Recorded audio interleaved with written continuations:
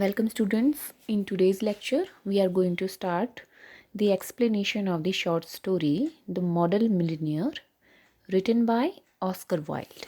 Okay, so first we are going to talk about the author of the story, Oscar Wilde. He was born in 1854 and he died in 1900. Oscar Wilde जो थे उनका जन्म 1854 ईस्वी में हुआ था और उनकी मृत्यु 1900 में हुई थी. ही belong to Victorian era.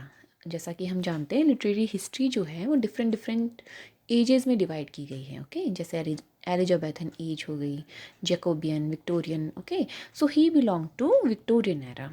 He was an Irish. Okay, he was a dramatist, essayist, novelist, and a short story writer. Okay, and his famous works are The Picture of Dorian Gray. ये बहुत famous इनका novel है.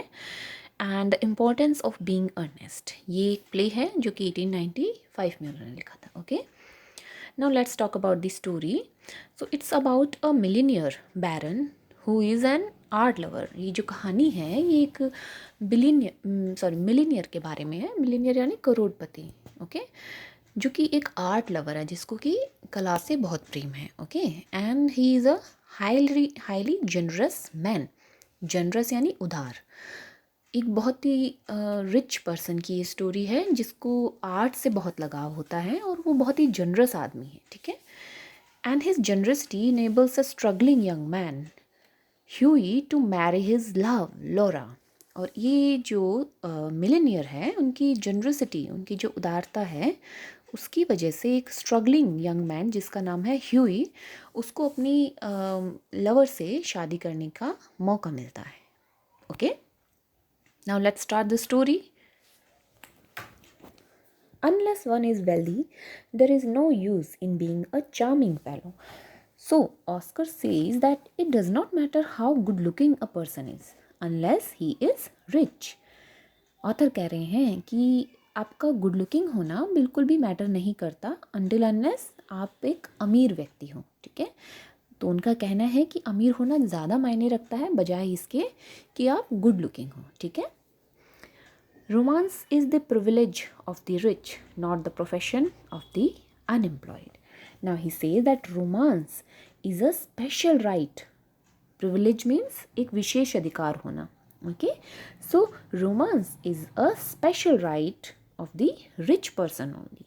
So जो romance है वो सिर्फ अमीर आदमियों के लिए बना है.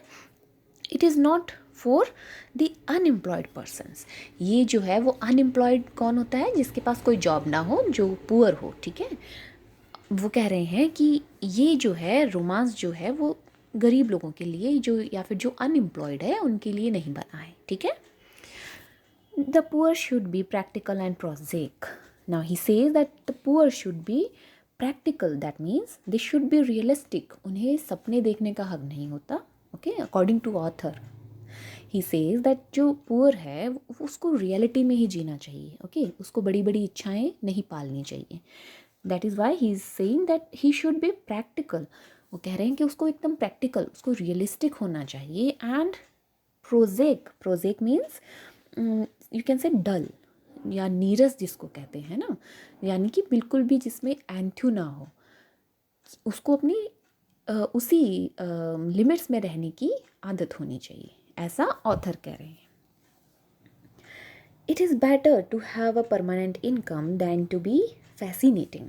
Now he says that it is better to have a job to get a permanent income than to be good looking. अब वो ऑथर ये कह रहे हैं कि आपके पास अगर एक जॉब हो, ओके, परमानेंट इनकम मतलब एक जॉब से ही आपको परमानेंट इनकम मिल सकती है, राइट. वो कह रहे हैं कि आपके पास एक प्रोफेशन होना ज़्यादा मायने रखता है बजाय इसके कि आप फैसिनेटिंग हो. फैसिनेटिंग होता है जो लुभावना लगे, यानी कि गुड लुकिंग. तो ये कहना चाह रहे हैं कि गुड लुकिंग होने से ज़्यादा अच्छा है कि आप परमानेंट जॉब में हो या परमानेंट इनकम आपके पास हो. Okay, these are the great truths of modern life which Hughie Erskine never realised. Now author says that यही आज के ज़माने की एक सच्चाई है. Truths, okay, these are the actual truths of modern life. आधुनिक ज़माने की, आधुनिक जीवन की यही सच्चाई है, and which Hughie Erskine never realised. ये जो ह्यूई रिक्सन नामक जो कैरेक्टर है उसको ये चीज़ कभी रियलाइज़ ही नहीं हुई, ऐसा ऑथर कह रहे हैं कि उसको जान लेना चाहिए कि पुअर होना दैट मीन्स आपको रियलिस्टिक होना चाहिए, आपको रोमांस से कोई लेना देना नहीं होना चाहिए, और साथ ही साथ सिर्फ उन्हीं की वैल्यू है जिनके पास परमानेंट इनकम है। इसके बजाय अगर आप कितने भी गुड लुकिंग हैं ये बिल्कुल भी मैटर नहीं करता। ओके, पुअर ह्यूई, बेचारा Huey, intellectually we must admit he was not of much importance. Now he says that he was not so intelligent, कि वो बिल्कुल intelligent नहीं था ह्यूई जो था, ठीक है। He never said a brilliant or even an ill-natured thing in his life. He never said a brilliant thing. उसने कभी भी कोई बुद्धिमानी वाली बातें कभी नहीं, बड़ी बड़ी बातें उसने कभी नहीं की। And he never said a bad thing in his life, पर उसने कभी भी बुरी बातें भी अपनी लाइफ में नहीं की। That means he was a good person, right. But then he was wonderfully good looking, but Hughie was wonderfully good looking, बहुत ही अच्छा दिखने में बहुत अच्छा था, ठीक है। With his crisp brown hair, his clear-cut profile, and his grey eyes. Now he says that Huey had crisp. When we talk about hair, अगर crisp word जो है hair के बारे में यूज़ होता है, then we are talking about small, tight, curly hairs जो होते हैं उनको crisp hair बोलते हैं, okay? So he says that Huey had crisp brown hair. उसके छोटे कर्ली घुंघराले बाल थे भूरे रंग के, okay? And he had clear cut profile, उसके जो कहते हैं ना जो बनावट थी उसके चेहरे की वो बहुत ही सुंदर थी। And his eyes were grey, और उसकी जो आंखें थी वो कैसी थी, ग्रे कलर की थी, okay. He was as popular with men as he was with women, and he had every accomplishment except that of making money. Now he says that he was very popular with men as well as with women.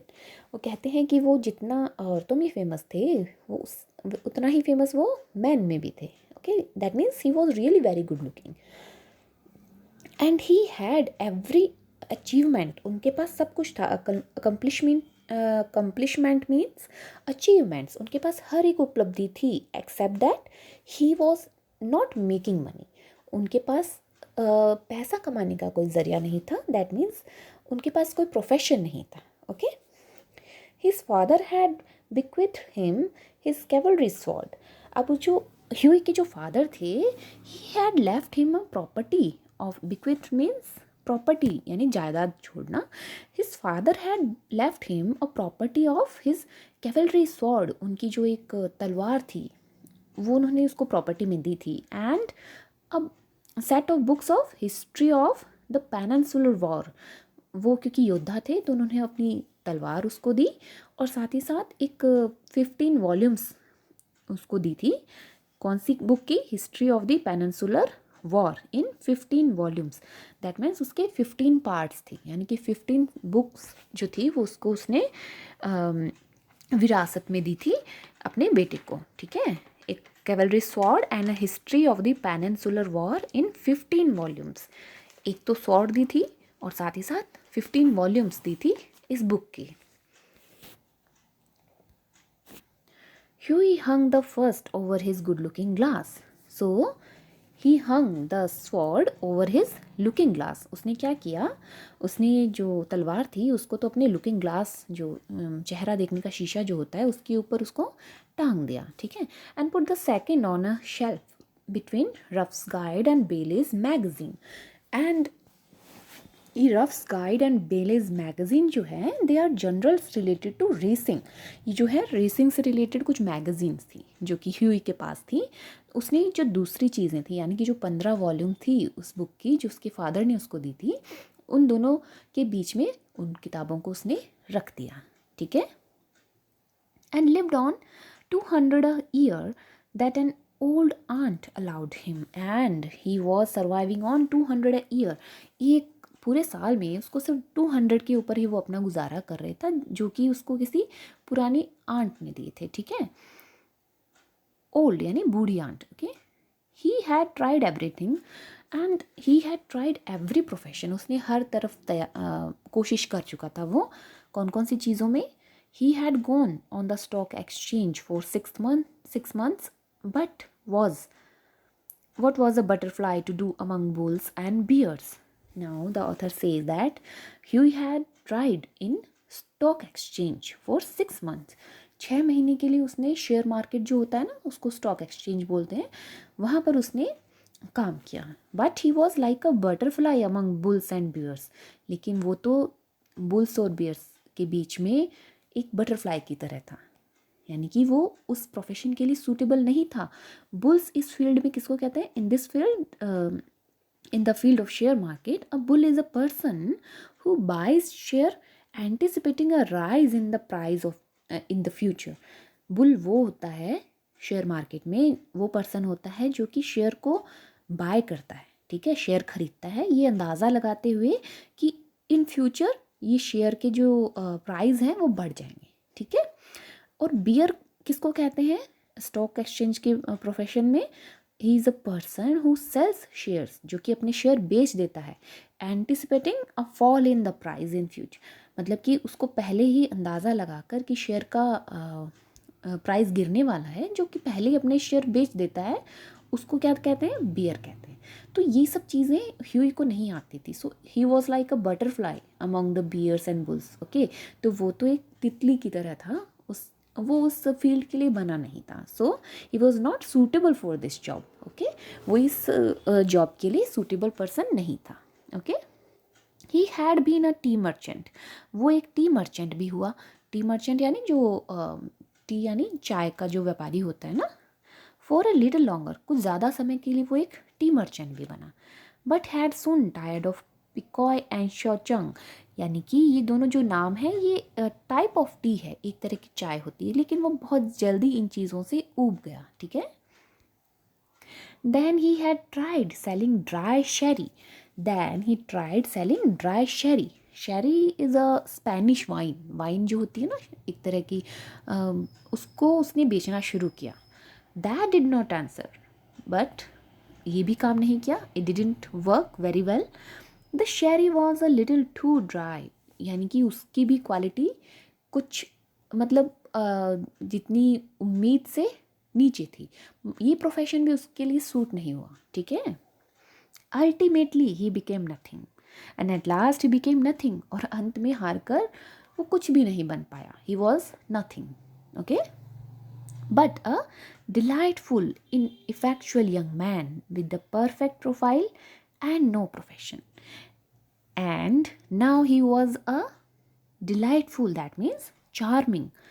Ineffectual means जिसको आप कहते हैं ना बेकार, okay? Young fellow with a perfect profile but without a job. अब जो Huey था ultimately वो कुछ भी नहीं बन पाया, वो सिर्फ एक चार्मिंग बेकार यंग मैन था विद द परफेक्ट प्रोफाइल, जो कि दिखने में बहुत अच्छा था, बट नो प्रोफेशन, पर उसके पास कोई भी प्रोफेशन या जॉब नहीं था, okay.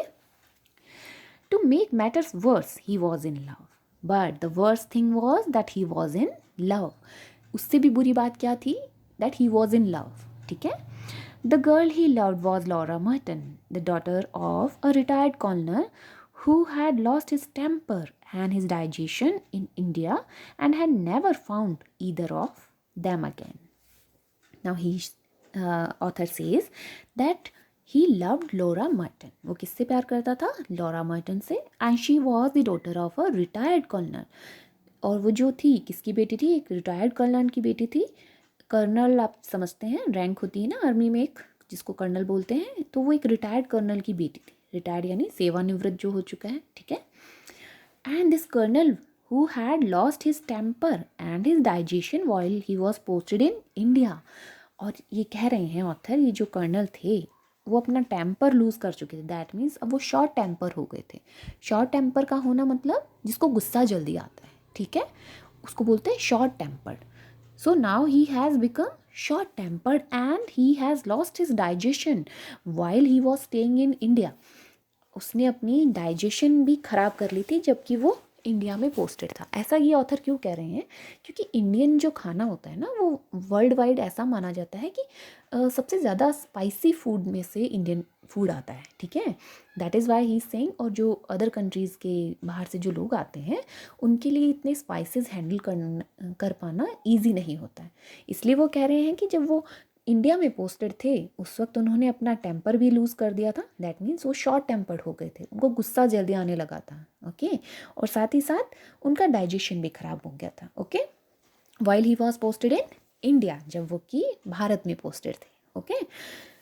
And he never recovered them, और वो कभी भी उसको ये दोनों चीज़ें ठीक नहीं हो, यानी कि अभी भी उनको उतना गुस्सा ज़्यादा आ रहा था और उनका डाइजेशन भी ठीक नहीं था, okay. Laura adored him, but Laura loved him. Laura Hughie से बहुत प्यार करती थी, ठीक है। And he was ready to kiss her shoe strings, और वो तो उसके कदम चाटने को भी तैयार था। Like he loved her more, even more, वो उसको उससे भी ज़्यादा प्यार करता था, right. They were the handsomest couple in London and had not a penny piece between them. They both were the most beautiful couple in London. ये दोनों जो थे वो सबसे ब्यूटीफुल कपल थे लंदन में, and money was not an issue between them, और पैसे की तो कोई उनके बीच में बात नहीं थी, ठीक है। The colonel was very fond of Hughie but would not hear of any engagement. Colonel also liked Hughie, colonel जो थे वो भी ह्यूई को बहुत पसंद तो करते थे, but he would not allow any engagement, लेकिन वो एंगेजमेंट के लिए अलाउ नहीं करते थे, okay. Come to me, my boy, when you have got 10,000 pounds of your own and we will see about it, he used to say.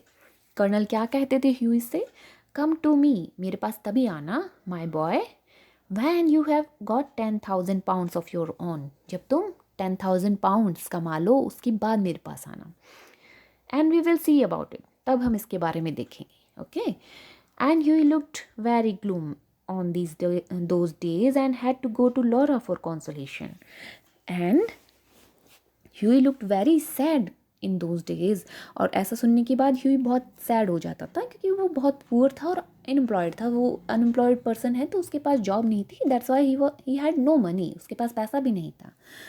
So he looked very sad in those days and he had to go to Laura for consolation. Consolation means सांत्वना, और सांत्वना के लिए उसको किसके पास जाना पड़ता था, लॉरा के पास।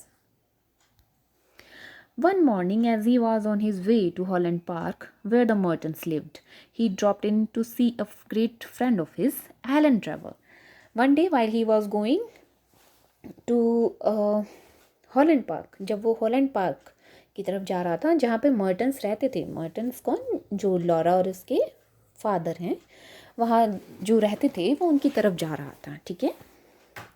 Where the Mertons lived and he dropped in to see a great friend of his, Alan Trevor. So on his way he stopped to meet his friend Alan Trevor. रास्ते में वो किससे मिलने के लिए रुका, एलन ट्रेवर से, okay. Who was a painter. Trevor was a painter.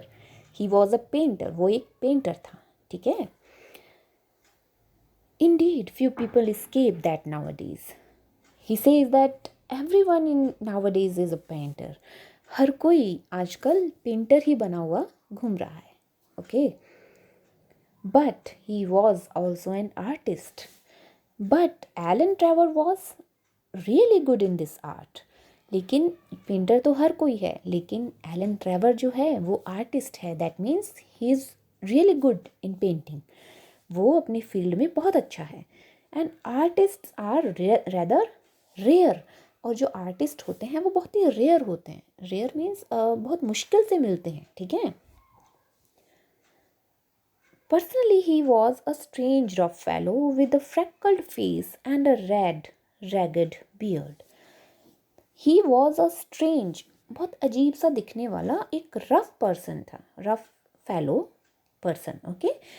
Obviously जो आर्टिस्ट्स होते हैं उनकी पर्सनैलिटी थोड़ी वियर्ड होती है, वो थोड़े वियर्ड लुकिंग होते हैं, थोड़े अजीब दिखते हैं, right. So he says that personally he was a strange rough fellow with a freckled face. उसके फेस पर फ्रैक्ल्ड यानी झाइयाँ जिसको बोलते हैं ना, उसके फेस पर फ्रैक्ल्ड फेस था उसका, एंड अ रेड और एक रेड कलर की रैग्ड बियर्ड। रैग्ड होती है अनटाइडी, यानी कि बिल्कुल भी जिसको उसने मेंटेन नहीं किया हो, ऐसी उसकी बियर्ड थी। बियर्ड यानी दाढ़ी जिसको बोलते हैं, ठीक है। वो अजीब सा दिखने वाला, थोड़ा सा फ्रैकल्ड फेस, यानी कि उसके फेस पे झाइयाँ थी और थोड़ी सी अनटाइडी बियर्ड थी उसकी, ठीक है। However, when he took up the brush, he was a real master. It doesn't matter that how he looks. Matter नहीं करता कि वो कैसा दिखता है, because he was really good in painting. वो बहुत अच्छा पेंटर था। And his pictures were eagerly sought after, and his pictures were really famous. उसकी जो पिक्चर्स थी वो बहुत फेमस थी और वो बहुत अच्छा आर्टिस्ट था, ठीक है। He had been very much attracted by Huey at first, it must be acknowledged, entirely on account of his personal charm. So, when he first met Huey, he had been very much attracted by Huey because of his personality. तो जब उसने पहली बार Huey को देखा था Elon ने, तो उसकी पर्सनालिटी से बहुत ही इम्प्रेस हुआ था, ठीक है। बिकॉज उसकी पर्सनालिटी बहुत चार्मिंग थी, okay. He was a good looking person. Huey was a very good looking person. That is why Alan was attracted towards him. The only people a painter should know, he used to say, are people who are beautiful. He says that the only people, यहाँ the only people painter should know are people who are beautiful. ये कह रहे हैं कि एक painter को जिन लोगों को जानना चाहिए, ये सिर्फ वही लोग होने चाहिए जो कि ब्यूटीफुल है। यहाँ टाइपिंग मिस्टेक है, who are beautiful, okay. And people who are an artistic pleasure to look at and an intellectual repose to talk to.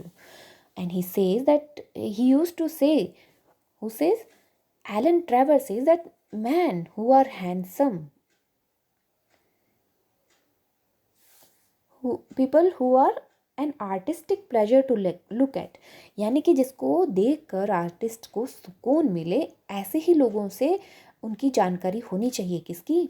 Artist लोगों की, क्योंकि उनको तो सिर्फ खूबसूरत और गुड लुकिंग चीज़ें होती हैं जो वो अपनी किसी भी आर्ट में यूज़ कर सकते हैं, ओके। आप पोइट्स को देखोगे तो बड़ी सुंदर सुंदर चीज़ों को देखकर वो इंस्पायर होके कुछ लिख देते हैं, राइट। पेंटर्स होते हैं, जो चीज़ें उन्हें दिखने में अच्छी लगती हैं वो उसको अपने मॉडल के रूप में ले लेते हैं और उस पर ही अपनी किसी भी तरह के आर्ट वर्क शुरू कर देते हैं, right. So he says that only people a painter should know, he used to say, are people who are beautiful. The painter लोगों को सिर्फ उन्हीं लोगों को जानना चाहिए जो लोग ब्यूटीफुल होते हैं, ठीक है। People who are an artistic pleasure to look at, जिनको देख करके एक आर्टिस्ट को सुकून मिले, ठीक है। And an intellectual repose to talk to, और इंटेलेक्चुअली जिनसे आप अगर बात करो तो आपको शांति महसूस हो, यानी कि आपको दिमाग पर ज़्यादा जोर ना डालना पड़े, ओके। क्योंकि ब्यूटीफुल पीपल ऐसा माना जाता है कि बहुत इंटेलिजेंट हो, ऐसा ज़रूरी नहीं है। सो वो कहते हैं कि उनसे बात करके आपको एक इंटेलेक्चुअल रिपोज मिले, ओके। ऐसे लोगों से ही सिर्फ पेंटर्स की जान पहचान होनी चाहिए। ऐसा कौन कह रहा है? एलन ट्रेवर, जो कि पेंटर है, okay. Men who are dandies and women who are darling rule the world, at least they should do so. He used to say, who the painter, okay. He says that men who are handsome and charming and women who are pretty and sweet, they should rule the world. वो कहते हैं कि दुनिया पे किसको राज करना चाहिए? जो ऐसे मैन जो कि गुड लुकिंग है, हैंडसम है, और वुमेन जो कि darling, that means women who are pretty and sweet, they should rule the world. उनको इस दुनिया पर राज करना चाहिए, okay.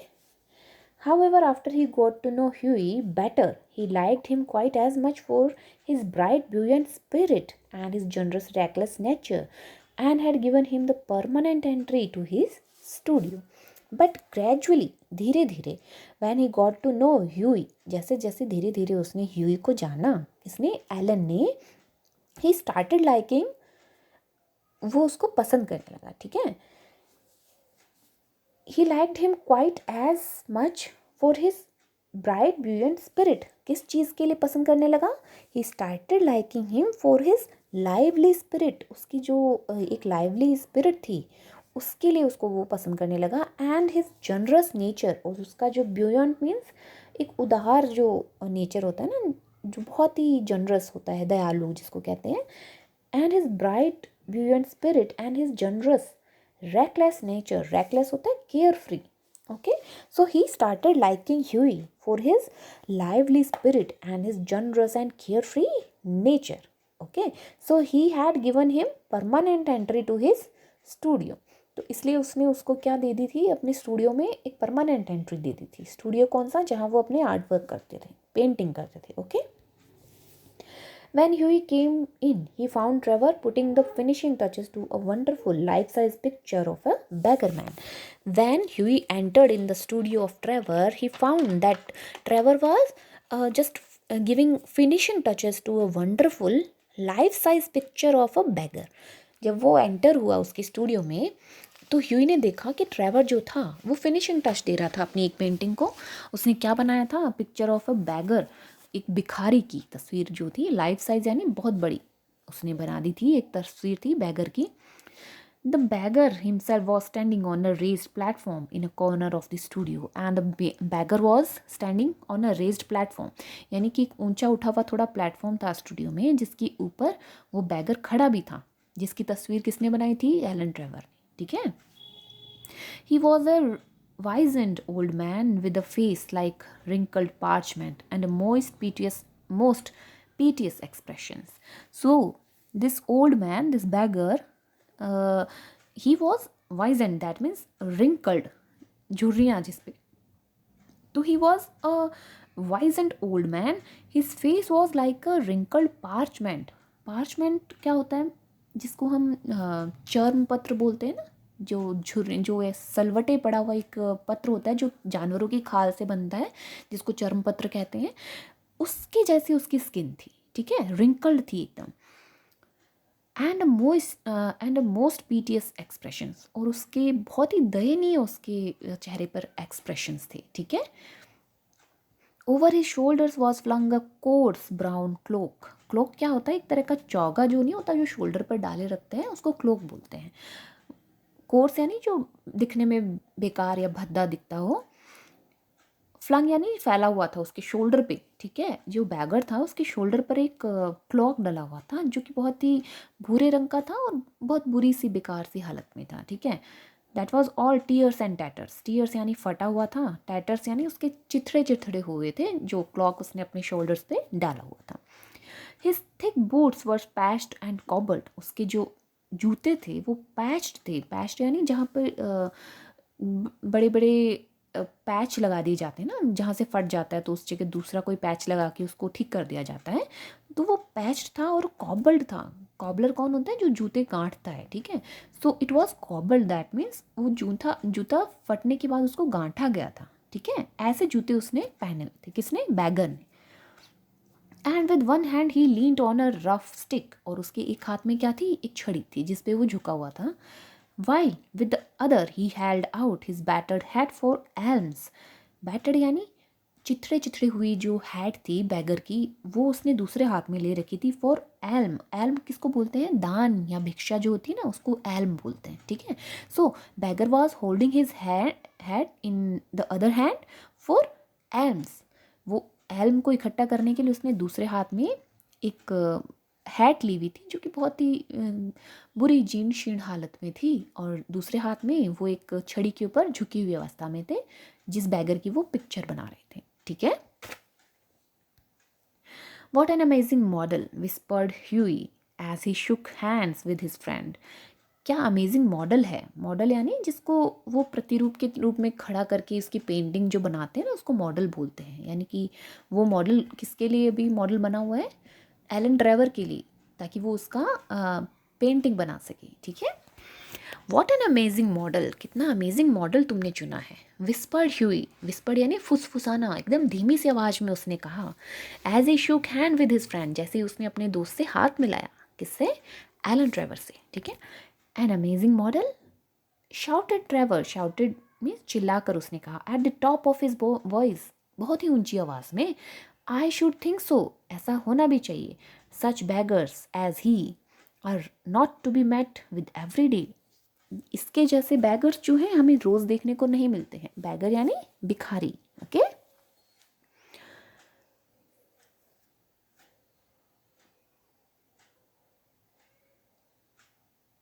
ये दूसरी लैंग्वेज में लिखा है, यहाँ इंग्लिश में वो ये कहना चाह रहे थे that he is a discovery, he is a discovery and मेरी किस्मत है कि मुझे एक ऐसा मॉडल, मुझे एक ऐसा बैगर मिला जिसको मैं पेंट कर पा रहा हूँ. Okay, what an etching Rembrandt would have made of him. Rembrandt कौन थे? एक डच पेंटर थे और वो क्या करते थे? एचिंग भी करते थे. एचिंग होती है नक्काशी करना. ओके, सो ये कह रहे हैं कि अगर ये मॉडल रेम्ब्रेंट को मिल जाता तो वो उससे क्या सुंदर नक्काशी अपनी कर पाते, अगर ये मॉडल उनको मिल जाता तो. Poor old chap, said Hughie, how miserable he looks, but I suppose to your painters his face is his fortune. बेचारा, poor old chap, बेचारा बूढ़ा भिखारी, सैड ह्यूई ने कहा, हाउ मिजरेबल ही लुक्स, कितना दयनीय दिख रहा है, बट आई सपोज, लेकिन मैं मानता हूँ, टू यू पेंटर्स, कि तुम पेंटर्स के लिए his face is his Fortune, उसका जो चेहरा है वो उसके लिए एक पैसा कमाने का ज़रिया है, क्योंकि वो तुम्हारे लिए मॉडल का काम करेगा और तुम उसको पैसे दोगे. राइट, सर्टेनली, निश्चित रूप से. Reply Trevor, you don't want a beggar to look happy do you. तुम एक बैगर को खुश होते हुए पिक्चर नहीं करना चाहोगे, क्या तुम ऐसा करना चाहोगे? How much does a model get for sitting. अब ह्यूई पूछ रहा है कि एक मॉडल को अगर एक सिटिंग के लिए कितना मिलता है. एक सिटिंग के लिए यानी जब आप उसकी पेंटिंग बना रहे हो तो उसको एक पर्टिकुलर पोज में कुछ देर के लिए रहना पड़ता है. Right, so he is asking that how much does a model get for sitting, कि एक सिटिंग के लिए मॉडल को तुम कितना पैसा देते हो. Asked Hughie as he found himself a comfortable seat on a divan. जैसे ही उसने ये पूछा, साथ ही वो अपने आप कहाँ जाकर बैठ गया? एक दीवान पर.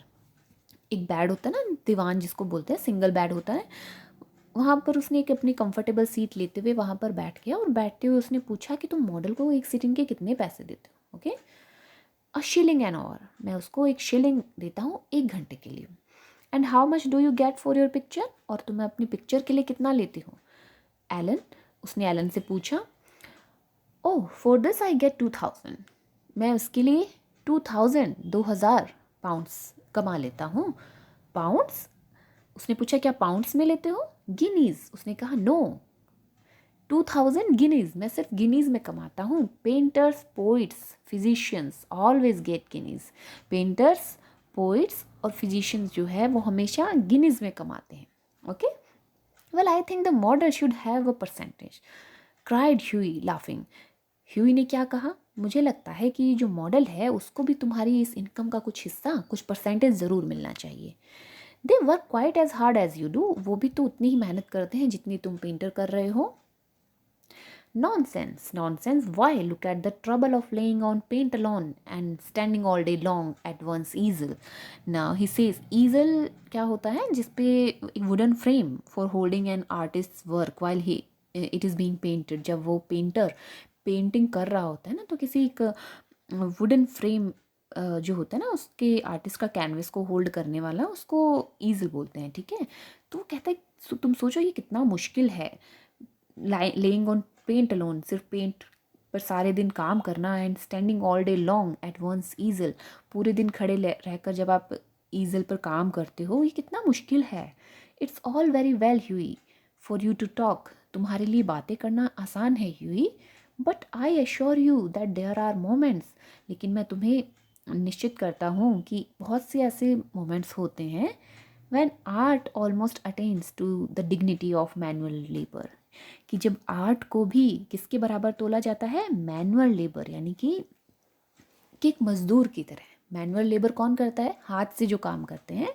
मजदूरी यानी कि आपकी ब्रेन की और आपके मैनुअल लेबर की आप एक ही कीमत नहीं लगा सकते. राइट, क्योंकि मेहनत तो मजदूर भी बहुत करते हैं, बट आर्टिस्ट लोगों को उनकी जो एक कला है उसके अलग से पैसे मिलते हैं. Right, so art almost attain to the dignity of manual labour. वो कहते हैं कि ऐसा बहुत बार होता है जबकि आर्ट को आप मैनुअल लेबर से तुलना कर देते हो, जो कि नहीं होना चाहिए. राइट, आर्ट इज सुपीरियर ना.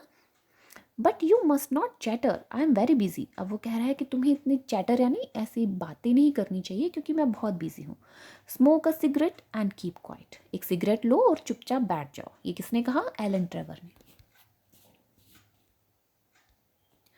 After some time the servant came in, कुछ टाइम के बाद एक सर्वेंट अंदर आया एंड टोल्ड ट्रेवर, ट्रेवर को क्या कहा उसने, that the frame maker wanted to speak to him, कि फ्रेम मेकर जो है वो उससे मिलना चाहता है। फ्रेम किसकी?